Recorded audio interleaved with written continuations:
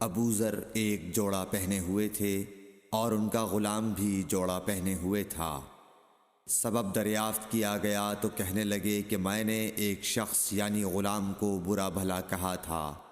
اور اس کی ماں کی غیرت دلائی یعنی گالی دی،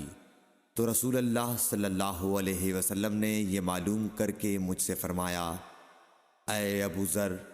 تو نے اسے ماں کے نام سے غیرت دلائی ہے، بے شک تجھ میں ابھی کچھ زمانہ جاہلیت کا اثر باقی ہے۔ یاد رکھو ماتحت لوگ تمہارے بھائی ہیں، اللہ نے اپنی کسی مصلحت کی بنا پر انہیں تمہارے قبضے میں دے رکھا ہے،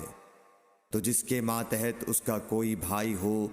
تو اس کو بھی وہی کھلائے جو آپ کھاتا ہے، اور وہ کپڑا اسے پہنائے جو آپ پہنتا ہے، اور ان کو اتنے کام کی تکلیف نہ دو کہ ان کے لیے مشکل ہو جائے، اور اگر کوئی سخت کام ڈالو تو تم خود بھی ان کی مدد کرو۔ صحیح بخاری حدیث نمبر 31۔